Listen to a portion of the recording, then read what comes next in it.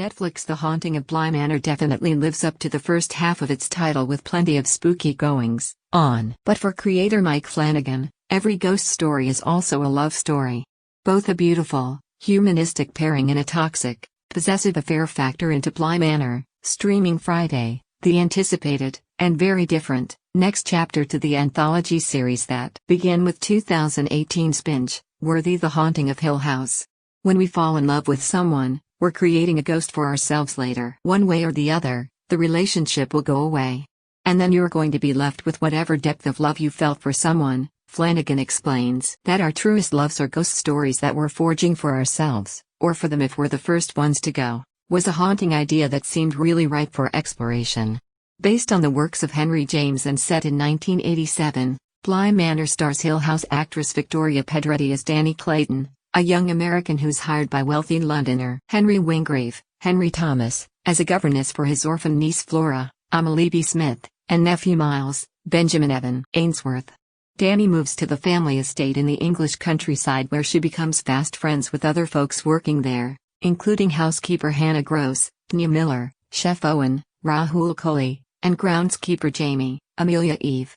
As she gets to know the children, who are troubled in their own ways, Danny also learns what happened to the previous nanny, Tahira Sharif, and Wingrave's associate Peter Quint, Oliver Jackson, Cohen, while trying to make sense of phantom apparitions and dark figures. When we meet Danny, she's trying to move on her from a recent tragedy and confront a sense of guilt, that ghost that could really keep her from just connecting with people in general, Pedretti says. There are similar struggles for Mrs. Gross, who moved into the manor after her husband left her to avoid gossip. In a village where she's one of the only people of color. She seems so very well put together, but actually she's just on the brink of falling apart, Miller says. That fear of rejection, her heart can't handle that. Adds producer Trevor Macy, with Bly, it's very hard to separate love from fear, ultimately. Fear of loss takes the form of possession in kind of a necrotic way. Bly Manor made Pedretti ponder the great loves that we share in our life and the impact that they make on us, and how we carry that with us throughout our lives as these kinds of ghosts. She also appreciates how the show puts an emphasis on recognizing the fragility of love. So does Miller. In that state of being fragile, do we have the capacity to really go and actually be loved and be held and learn more about ourselves? Kohli says heartbreak makes even a horror-tinged project better. I don't know if necessarily getting your prince or princess charming in the end is super relatable. When two people just belong together, and everyone can see it and it doesn't happen, it's frustrating. We've all experienced that. Because Hill House was so mired within the Crane family, Flanagan saw a wonderful opportunity with Bly Manor to focus on that kind of amazing feeling that you get when you're falling in love with someone.